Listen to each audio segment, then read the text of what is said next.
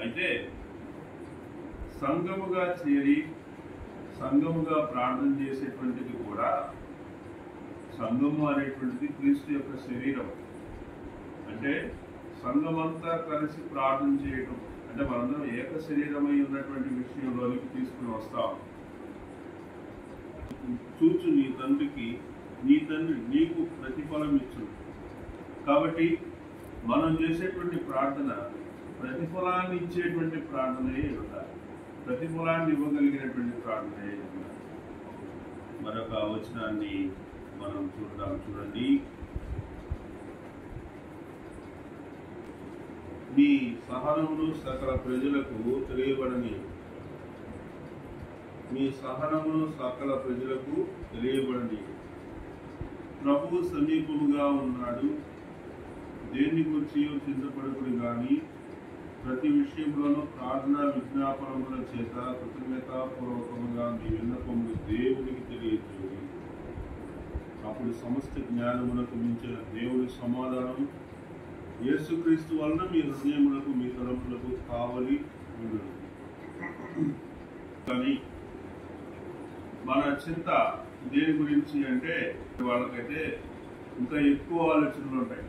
కుటుంబాన్ని గురించి, పిల్లల గురించి, వాళ్ళ భవిష్యత్తుల గురించి, వాళ్ళ వివాహాల గురించి, ఇలా ఎన్నో రకాలైన ఆలోచనలు ఉంటాయి. కాబట్టి తలంపులకు కావలి అవసరం, తలంపులకు కావలి అవసరం.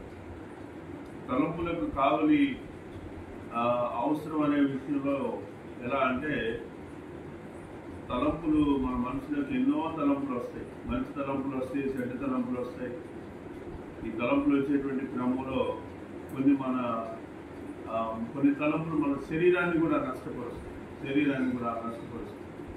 కాబట్టి అలాంటి తలంపులు రాకుండా ఉండాలంటే తలంపులకు కావలి అవసరం అనే మాట మనకు అర్థమవుతుంది.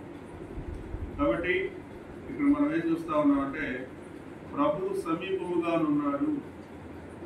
ఏం చూస్తా ఉన్నా? ప్రభువు సమీపముగా ఉన్నాడు. ప్రభు సమీపంగా ఎక్కడున్నాడు అంటే ప్రార్థన దగ్గర.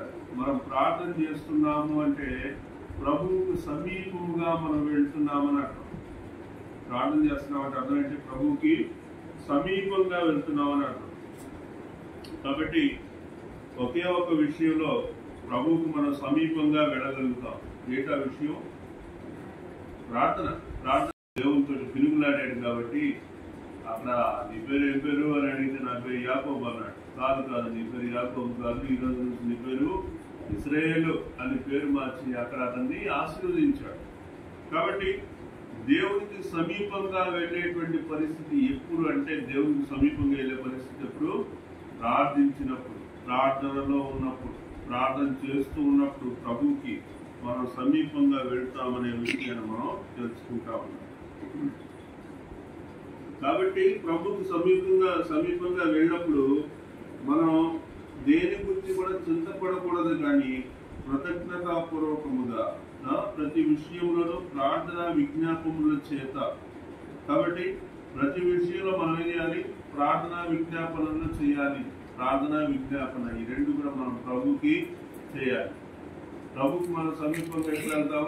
ప్రార్థన చేసినప్పుడు ప్రభుకు సమీపంగా 15 నుంచి చదువుతాను.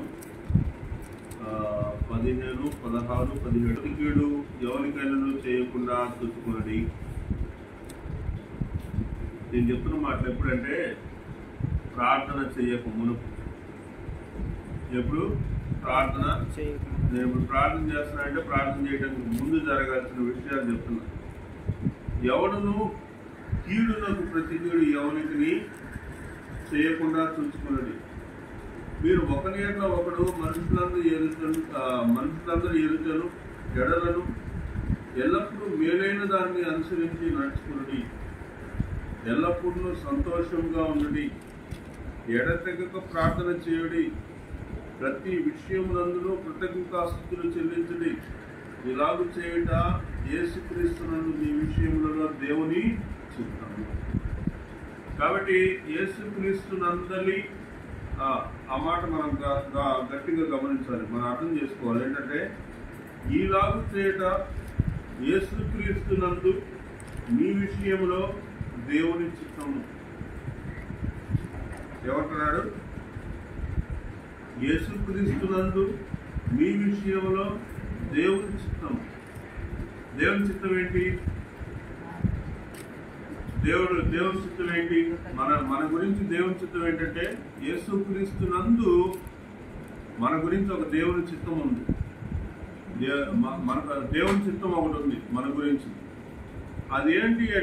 అదేంటంటే ఎల్లప్పుడూ సంతోషముగా ఉండుడి, ఎడతెగక ప్రార్థన చేయండి. ఎల్లప్పుడూ సంతోషంగా ఉండాలి. సంతోషంగా ఉంటాం.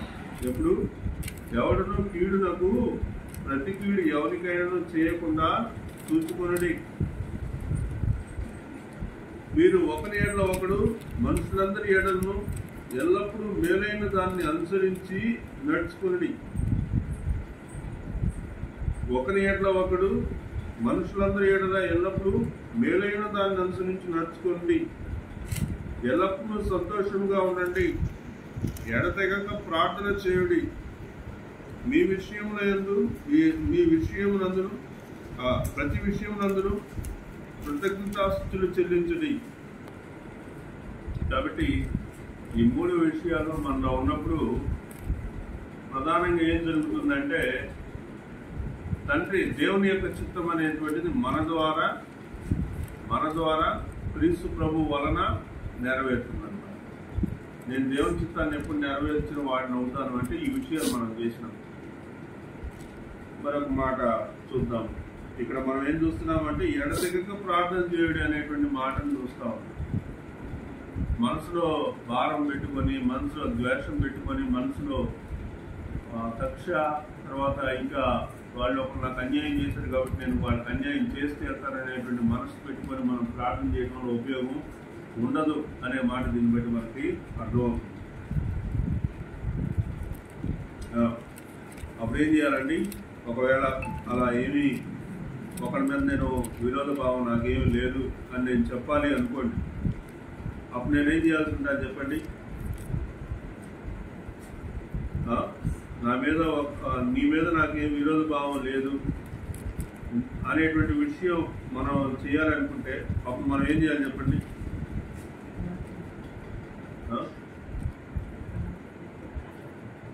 ప్రార్థన చేయాలి. యాకోబు 5వ అధ్యాయం 16వ వచనం చూద్దాం.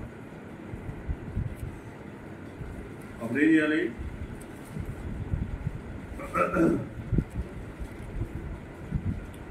యాకోబు పత్రిక 5వ అధ్యాయం 16వ వచనం. అప్పుడు ఏం చేయాలి? కాబట్టి నా పాపాన్ని నేను ఒప్పుకుంటున్నాను, నీ పాపాన్ని నేను క్షమిస్తున్నాను అని ఒకరి పాపాలు ఒకరు ఏం చేయాలి? క్షమించుకోవాలి. మీరు స్వస్థత పొందినట్లు ఒకరి కొరకు ఒకడు ప్రార్థన చేయండి. ఒకరినొకరు క్షమించుకోవాలి మొదట. రెండోది ఏం చేయాలి? ఒకరినొకరి కొరకు ప్రార్థన చేసుకోవాలి, ప్రార్థన చేయండి.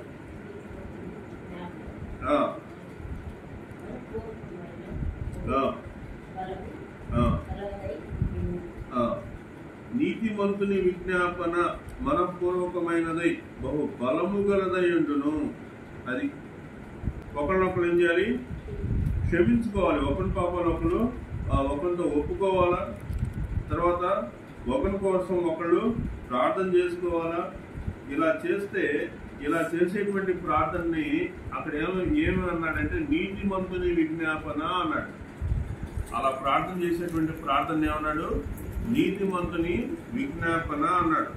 నీతిమంతుని విజ్ఞాపన ఎలా ఉంటుందంట? మనపూర్వకమైనదై. సాధారణంగా మనం ప్రార్థన చేసేటప్పుడు కొన్ని విషయాలు మనం ఒప్పుకోలేము. అవతల వ్యక్తి చేసినటువంటి పరిస్థితిని ఆలోచించుకొని ఇంక దేవుడికే వదిలేస్తున్నాను అంటావే కానీ నేను నా మనపూర్వకంగా నేను దీన్ని ఒప్పుకుంటున్నాను అని మనం చెప్పం. అర్థమైందా? కానీ ఇక్కడ ఏమంటున్నాడంటే నీతిమంతుని విజ్ఞాపన ఎలా ఉంటుందంట? మనపూర్వకమైనదై బహు బలము గలదై ఉండును. కాబట్టి మన యొక్క విజ్ఞాపన బలము కలిగినటువంటిదై ఉండాలి. అంటే మనపూర్వకమైనదై ఉండాలి. ముందు మనపూర్వకమైనటువంటిది కాకుండా ఆ విజ్ఞాపన బలము కలిగినటువంటి విజ్ఞాపన అవ్వదు.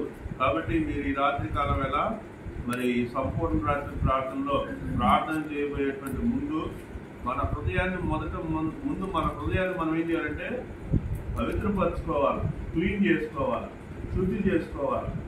శుద్ధి చేసుకొని ఇతరుల వ్యక్తుల పట్ల మనకి ఎలాంటి ద్వేషభావం లేకుండా అలా చేసుకోవటం వల్ల దేవుని చిత్తాన్ని మనం నెరవేర్చిన వాళ్ళం అవుతాం. దేవుని చిత్తాన్ని మనం నెరవేర్చినటువంటి పరిస్థితుల్లో ఏం జరుగుతుందంటే మన యొక్క విజ్ఞాపన అనేటువంటిది బలము కలిగినటువంటి పరిస్థితిలో ఉంటుంది. బలము కలిగినటువంటి పరిస్థితి అనేటువంటిది ఎప్పుడు వస్తుంది అంటే మనం ఇతరుల పాపాలకు క్షమించినప్పుడు, వాళ్ళ మీద మనకి ఉన్నటువంటి విరోధ భావం నుంచి తొలగింపబడినప్పుడు ఆ మనపూర్వకమైనటువంటిది బహు బలము కలిగి ఉంటుంది అనేటువంటి వాక్యాన్ని మనము చూస్తా ఉన్నాం. చివరిగా ఒక యొక్క మాట చదివి ప్రార్థనలోకి వెళ్తాం.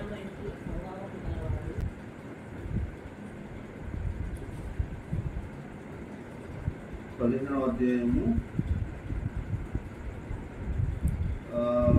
ఎక్కడుందా మాట?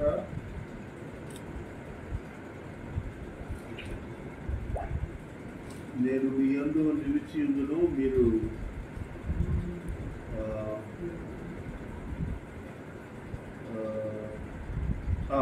5వ వచనంలో చూద్దాం. ద్రాక్షవల్లిని నేను, తీగను మీరు.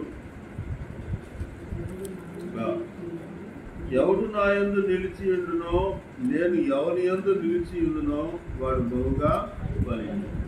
కాబట్టి మన ప్రార్థన బలము కలిగినటువంటి విజ్ఞాపన, నీతిమంతుల విజ్ఞాపన బలము కలిగినటువంటి విజ్ఞాపనగా ఉండాలి అంటే అంటుకట్టబడినటువంటి స్థితి అనేది మనకు ఉండాలి. దాంట్లో మొదటిగా మనం ఇక్కడ చూస్తున్న విషయం ఏంటంటే, ఏం చూస్తా ఉన్నామండి, ఎవడు నా యందు నిలిచి ఉండునో, నేను ఎవని యందు నిలిచి ఉండునో వాడు బహుగా ఫలించును. కాబట్టి ఆయనలో నిలిచినటువంటి అనుభవం మనం ప్రార్థన చేయక మునుపు ఈ విషయాలన్నింటినీ ఆలోచించుకొని మనం పవిత్రపరచుకొని కాపాడుకుంటూ, ప్రభువా నా పాపాలు క్షమించండి, నా సహోదరుని మీద, నా పొరుగు వారి మీద నాకున్నటువంటి విరోధ భావాన్ని నేను ఇప్పుడు క్షమించేస్తున్నాను అని మనం చేసిన పాపమే కాకుండా ఇతరుల ఏళ్ళు కూడా మనకున్నటువంటి విరోధ భావాన్ని, ద్వేష భావాన్ని, మనం పాపాన్ని క్షమించమని అడగాలి. అలా క్షమించమని అడిగిన తర్వాత అప్పుడు దేవుని యొక్క చిత్తం ఏంటి అనేది మనం ఆలోచించినప్పుడు ఏమన్నాడు? దేవుని యొక్క చిత్తం ఏంటి? సంపూర్ణంగా సంతోషంగా ఉండండి, తర్వాత ఎడతెగక ప్రార్థన చేయండి.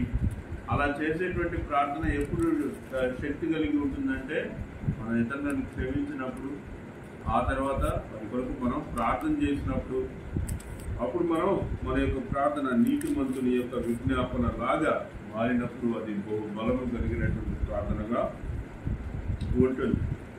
బహుబలము కలిగినటువంటి ప్రార్థన వలన ఉపయోగం ఏంటంటే ఈ వచనంలో మనకు అర్థమవుతుంది. ఏంటది?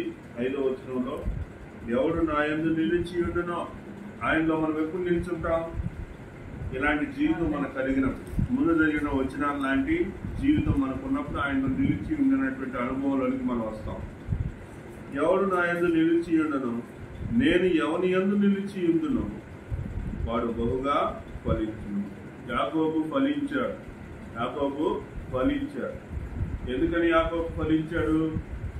ఆ రాత్రి అంతా కూడా ఎక్కడున్నాడు? వెలుగులాడినటువంటి అనుభవం అనేటువంటి దేవునికి దగ్గరగా ఉన్నటువంటి అనుభవం దగ్గర ఉన్నాడు. కాబట్టి తన యొక్క హృదయంలో ఇక ద్వేషభావాలు అనేటువంటి ఏమీ లేకుండా సంపూర్ణంగా దేవునికి తను తాను అప్పగించేసుకున్నాడు, సమర్పించేసుకున్నాడు. అలాంటి స్థితిలో దేవుడు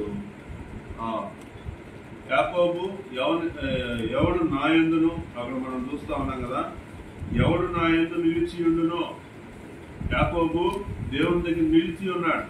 ఓకే, ఎవడు నా యందు నిలిచి ఉండునో, నేను ఎవరి యందు నిలిచి ఉండునో. ఆ రాత్రి అంతా ఆయనతో పెనుగులాడుతూ ఉంటే దేవుడు ఏమంటున్నాడు? నేను వెళ్ళాలి, ఉదయం అవుతుంది, నేను వెళ్ళాలి అనే మాట చెప్తున్నాడు. అంటే ఒక నరుడు ఏం చేస్తున్నాడు? దేవునితో పెనుగులాడుతూ ఆయన బానేయట్లేదు అనమాట. ఆయన బానేయనటువంటి పరిస్థితి మనకి ఇక్కడ కనిపిస్తుంది. అంటే ఎవడు నా యందు నిలిచి ఉండునో, నేను ఎవని యందు నిలిచి ఉండునో వాడు బహుగా ఫలించును. కాబట్టి మన ప్రార్థన వెనుక ఫలింపు రావాలి అంటే ఆ పరిస్థితి దేవుడు మనకి దయచేయండి. దేవుడు తన పరిశుద్ధ లేఖన భాగాన్ని ఈ సాయంకాలం వేళ మన యొక్క వెనుకల్లో ఆశీర్వదించి దీవించిన గాక.